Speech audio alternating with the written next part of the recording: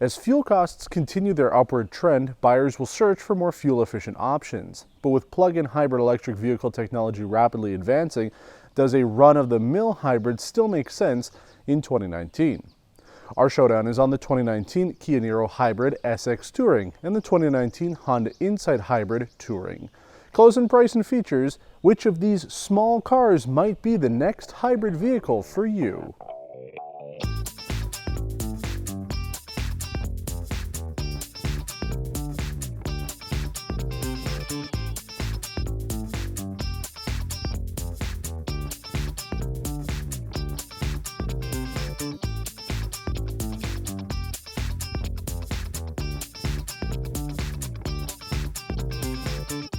Wow, have things changed dramatically in the last year. In 2018, something like this Niro, which was new for 2018, was selling like crazy here in Quebec. Dealers would pretty much get them and sell them immediately. And I'm pretty sure that's why Honda thought, hey, we'll get back into the hybrid game with our smaller vehicle with the Insight, because they did kill it off in 2015 and bring it back 4 years later. But now we're in 2019, only 12 months later, and things are really different here in Quebec. People just don't want a hybrid as much anymore. They want plug-ins. And that's what we're going to be talking about today. Do either of these vehicles make sense, both against each other, but then also against their EV and PHEV counterparts? Because the Kia actually does have 3 different versions. You can get the Niro as this hybrid, a plug-in hybrid, and a full electric. And then when it comes to the Insight, there's no Insight that has a plug-in hybrid version, at least here in North America at the time of filming this.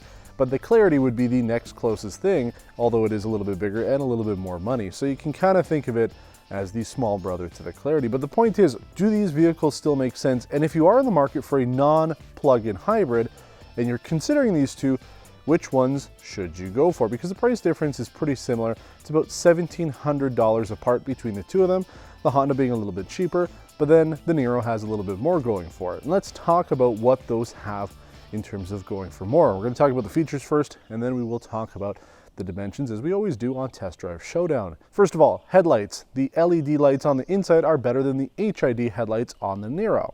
However, the Niro has power folding automatic mirrors, whereas the Honda, they're just manual. We could also talk about some of the safety tech. I mean, both cars pretty much have what you would want out of a car: active cruise control, lane keep assist, collision mitigation, things like that. The Honda has blind spot monitor. It is that camera that sits on the right side of the vehicle on the passenger mirror, whereas the Kia has actual blind spot monitoring. Kia also adds front and rear parking sensors, where you don't get that with the Honda. Both cars do have backup cameras, as are mandated by law.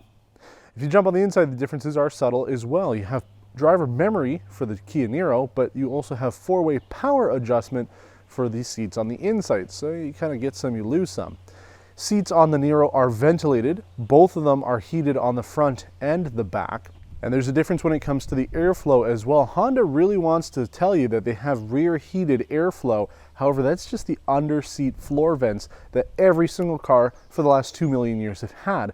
There are no vents in the center for air conditioning. The Kia Niro does have that.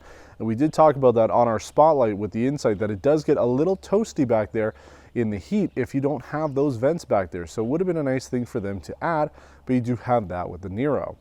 In terms of other interior changes, the Niro has an 8-speaker Harman Kardon audio system versus a 10-speaker, just generic audio system found on the Honda. They do say it's a premium system, but there is no brand name associated with it.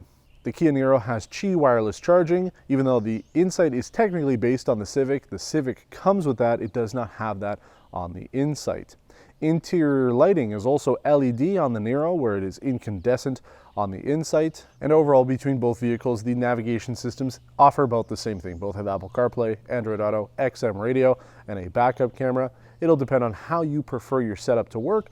The Kia has a home screen with a pretty easy setup, and the Honda doesn't have a home screen, but the navigation works well enough, and it is the current version of Honda's infotainment setup. But that's features. What about the actual drive and mechanics of the vehicles? They are pretty close. Technology is similar, but obviously they're going to be different. They do come from 2 different manufacturers. So the Kia Niro uses a 1.6-liter engine mixed with the electric motor, produces a total of 139 horsepower, 195 pound-feet of torque, and it's matted to a 6-speed dual-clutch transmission. That's actually very different from pretty much any other hybrid on the market. Most hybrids are using a CVT or an eCVT, but they're using a dual clutch, which is a very interesting approach. You take a look at the Insight. It has a 1.5 liter Atkinson cycle engine, produces 151 horsepower and 197 pound-feet of torque. That's total system power, and that's 12 horsepower more than the Niro and 2 pound-feet of torque more. So really similar numbers. And I would say that the Honda is quicker on the road. You can definitely feel it when you put it into sport mode. It just has a little bit of a livelier experience than it does on the Niro. But this uses an eCVT over the dual clutch found on the Niro. So again, more traditional setup when it comes to a hybrid vehicle with the Insight. And as I said, the MSRPs are very close, $1,705 between the two of them. We could talk at length about the different trims that you can get, but these are fully loaded for both manufacturers. If you were to go down a trim, you're pretty much looking at just one for the Insight, so that's about $28,000, and then the Niro starts about $25,000, but you're going to lose a lot of features. So if you're looking for maximum affordability, you want the least amount of features because all you care about is getting from point A to point B and saving as much as possible, then the base model Niro will probably be better for you. You will get better fuel economy because it is lighter, there's less technology on it, the engine and everything is the same on them. But because you have more with the Honda Insight, you're paying more for it, even on the base trim. So just something to note. As is tradition here on Test Drive Showdown, we do talk about the dimensions of the vehicles because I don't want to overload you with information. At the bottom of your screen, you will see the actual dimensions.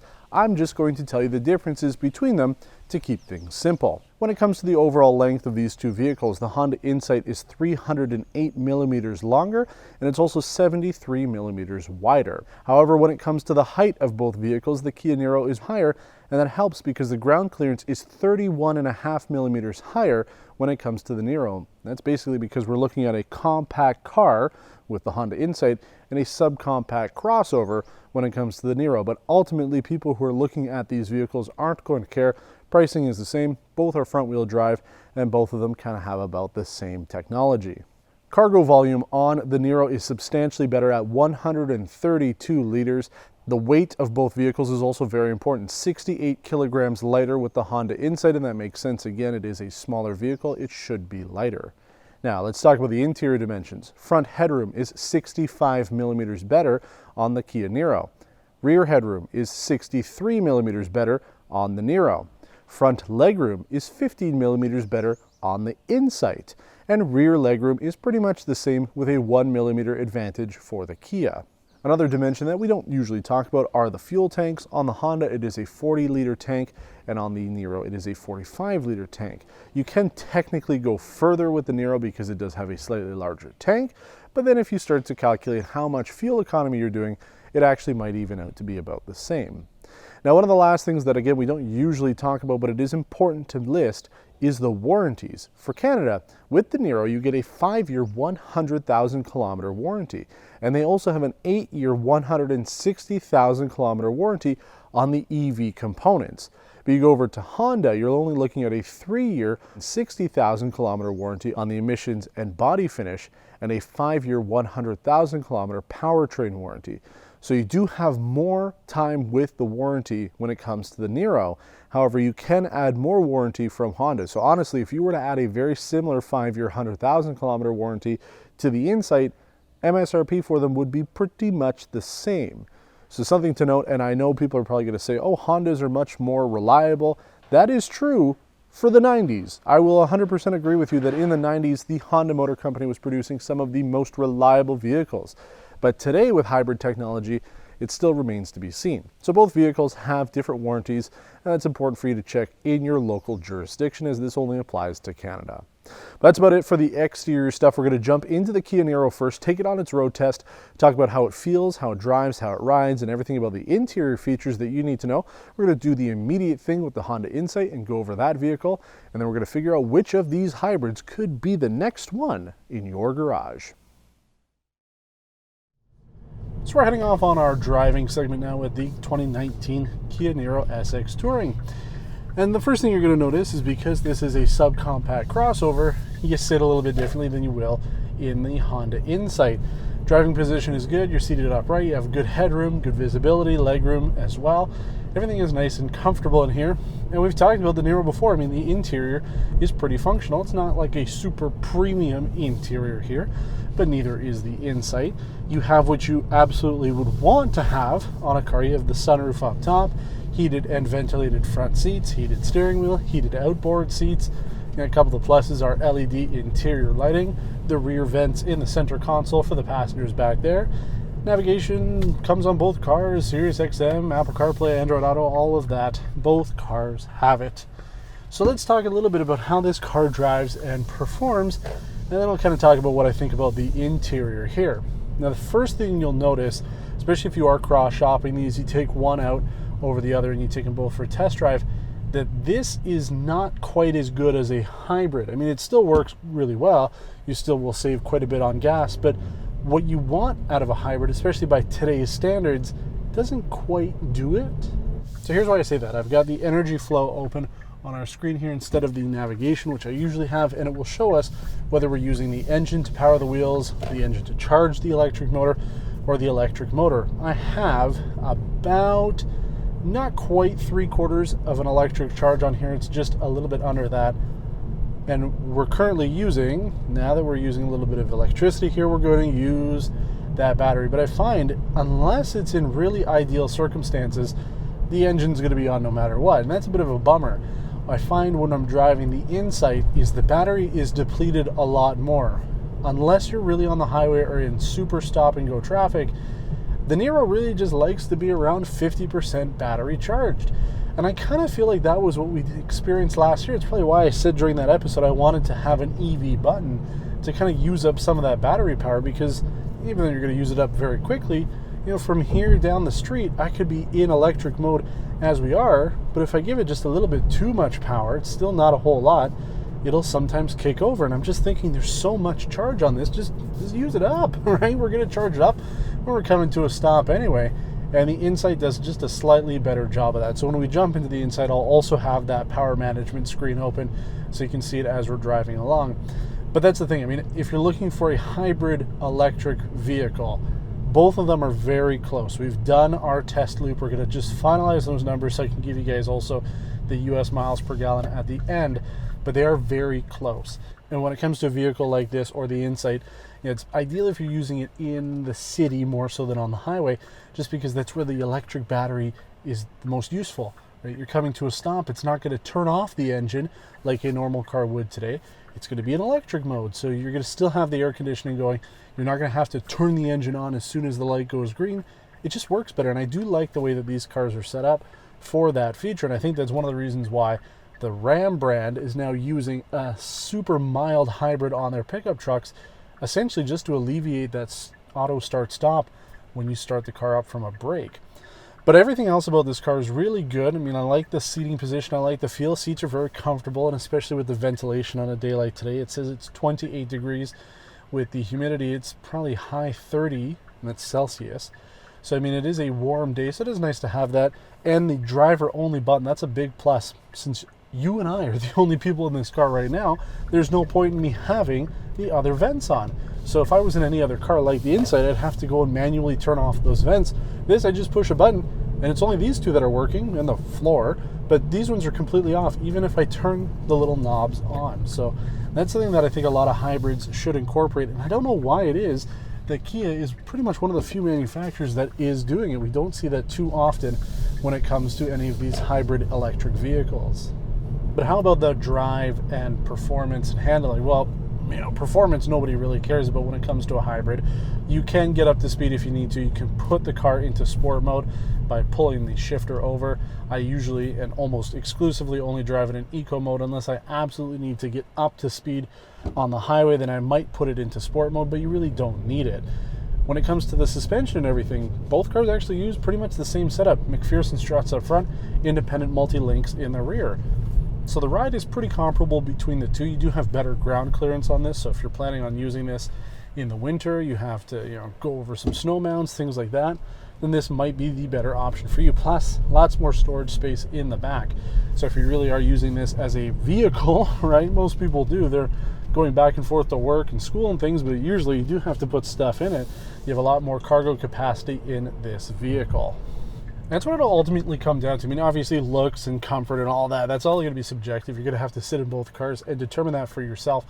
But if it's coming down to absolute price, again, if you're going for base model, you don't care about features, then the Niro will probably be the better option for you, just because it has a lower starting price with much less features over the base model Insight. But if you want a feature-rich vehicle like this, you want things like ventilated seats, then you're gonna have to go up to the Niro. Plus, you know, little things like the LED interior lighting is a nice plus. And if you are using this as a family commuter, then having the rear vents in the back for air conditioning would be a big plus as well. But let's jump into the Honda Insight now. We'll take that on its road test, talk about the interior a little bit and everything else about it, and then we'll come to a conclusion, figure out which of these hybrids might be the next one for you.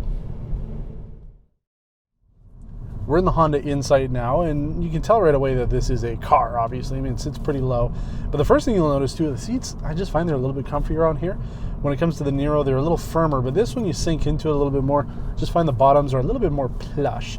And you do have that power passenger adjustment, even though there is no driver memory, just like we saw on the Niro. So, I mean, you get some, you lose some. A couple features you get in here over the Niro include the Home Link, which is a nice thing to have if you have a garage door opener. You also have Honda Link, which we don't really use. We tested it a little bit with the Clarity. We actually didn't talk about it too much, but there is an assist system and SOS, which you also have through Yuvo on the Kia. There's no wireless phone charger or anything like that. And I also mentioned to the rear seats, there's no vents back there for the passengers. So you pretty much just have what's going on up here. And there is no driver only mode for the aircon. So we've got dual zone on right now. It's kind of it. So like I said, I've put on the drive flow, the flow of the vehicle, so that you can see on the camera how we're doing. I know it's not the greatest, we got sun glaring in and whatnot, but you can kind of see what's being used. And again, personally, I find that this is a little bit better at managing the actual battery consumption, in the sense that it actually uses it, right? And that's kind of what you want out of a hybrid electric vehicle, is you want to be using more of the battery. I mean, we're almost full on the battery right now. I don't know how we quite manage that, but it's at like 80% charge at this moment, and I'm just thinking, like, let's use it, right? We're driving, there's nobody else in the car, we're not going very quick. You know, air conditioning is on moderate, you know, it's not bad for how hot it is outside. So really, we should be using more electric than we are gas, but here we go. Gas motors going back on again. Not the greatest. But again, you are going to be offsetting your carbon footprint, if you want to say, by having a vehicle like this, especially if you're looking at something like a Civic. This will give you better fuel economy. But then again, comparing it directly with the Niro, we have finalized those fuel economy numbers, so we've got that. And it will come down to how you drive, where you drive. You know, if you're on the highway a lot, if you're in the city a lot, if you've got hilly areas, you got to go uphill a lot and then downhill a lot. That will ultimately change your overall fuel economy. But these vehicles have done great in terms of our testing, especially when we compare them to other vehicles in their own respective segments. But when it comes to hybrids, I mean, they're pretty much on par for what you want out of a hybrid, mid to, you know, mostly mid 4 liter per 100 kilometer range there. Doesn't really go over 5. We've dropped this a little bit. Now this is the current drive. It says 4.6, so that changes quite a bit as you're actually going along. But as I mentioned, the final numbers for our test loop, which is all we're going to talk about on this, will be at the end. We're not going to do, you know, our full week with it, because the Niro is actually a long-term vehicle that we have from Kia Canada, so that one's staying, and, you know, we've put a lot of miles on it already. So we're just going to talk about the 100 kilometer test loop. But in terms of seating comfort and all that, I'm very comfortable in here. You do sit lower to the ground. Space in here is not bad either. I mean, I'm a big guy, so for me, sitting in a compact car, you know, some people complain that I'm too big for these vehicles, but I am comfortable in here. Like I said, you sit into the seats a little bit more. They have a little bit more cushion. I find it's nice. You do miss out on the driver memory option, but, you know, most people shouldn't be too upset about that. You still have what you kind of need, even though it is, you know, slightly on the pricier side for what you get out of a compact car, but it's a hybrid, so that is to be expected. But seating comfort is good. And then we'd mentioned too, when we were on the road test with the Niro, both vehicles have a very similar setup. McPherson front end with a multi-link independent on the back. You know, it's not something that you find all that often these days, right? A lot of manufacturers are going towards a rear torsion beam, so it actually is nice to see a independent multi-link suspension in the compact segment. And if you think about it, I mean, even though the Niro is technically a subcompact crossover, kind of is still like a compact car in the sense that it does meet some of the dimensions that this vehicle does. It's just a different way of expressing it. So why would you take this over something like the Kia Niro? Well, most people aren't buying cars anymore, right? They all want these crossover type vehicles, so the Niro has that shape to it. But the sport mode on this is actually much better. So if you actually do put it into sport, you do sort of have the instant electric power, and you can feel it a lot quicker than you do when you're driving the Niro. So if you want a little bit more power, I mean, it's so small, 12 horsepower, it's not huge, but this is also a little bit lighter. Yeah, this would be the one to go for. But if you want something that is different, because I see none of these on the road, but also might be more reliable and more efficient down the road, this might be the one to go for. And I say that because Honda has had hybrid technology, as I mentioned in our spotlight on this, since 1999. That was when the first Insight hit the North American and Japanese market. But when it comes to Kia, they've only been doing hybrid technology for a few years now, so they're still relatively new at it, whereas Honda's had time to really, trial and error their products, go through a lot of consumer testing to see how they all work. So, that is, more or less just an opinion, because we don't have the data to show that. Because Kia's products are so new when it comes to the hybrid stuff, we really don't know what the long-term reliability is, but the fact that they do offer a better warranty on it over the Honda is a huge plus for people. And if you're really curious, like I said, we do have the Niro as a long-term test unit. So we'll be talking about that in about 3-4 months' time, how that vehicle did over the course of 24,000 kilometers. But let's go back to the studio now. We'll kind of wrap up our fuel economy numbers and what we liked and disliked about each vehicle, the pluses and minuses for each one, and figure out which one that we would take if we were in the market for a $32,000 compact vehicle and it needed to be a hybrid, and which one you might consider if you're in the market for one too. Fuel numbers, these are very important for this showdown, so we wanted to ensure our testing was as fair as possible.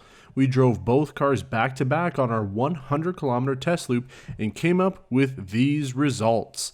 The 2019 Kia Niro SX Touring completed it in 4.6 liters per 100 kilometers, or 51 US miles per gallon, and the 2019 Honda Insight Touring completed it in 4.4 liters per 100 kilometers, or 53.5 mpg. Better fuel econ with the Honda, and that might be the 15 plus years of added experience with hybrid technology over Kia.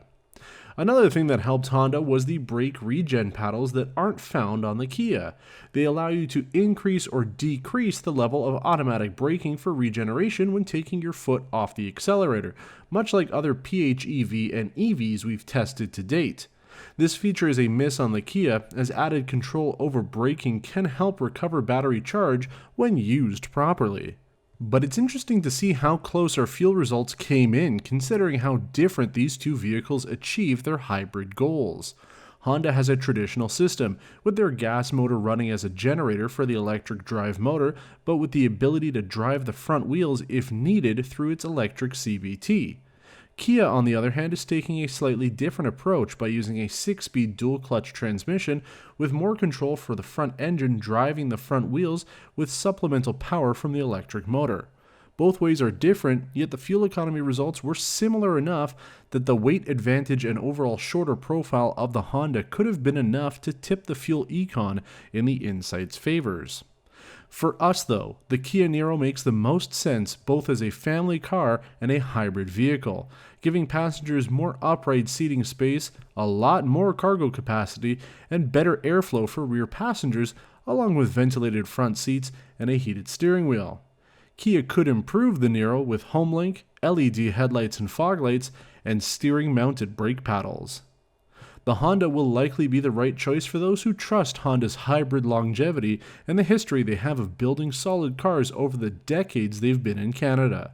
The Insight is an ideal vehicle for those shopping for a Civic already, but looking for better fuel economy without sacrificing on looks.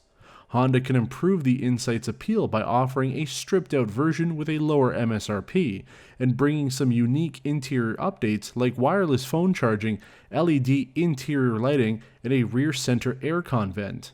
But what about the other question that we asked? Does the Niro Hybrid and Insight Hybrid make more sense than the Niro PHEV and the Clarity PHEV? No, not here in Quebec at least.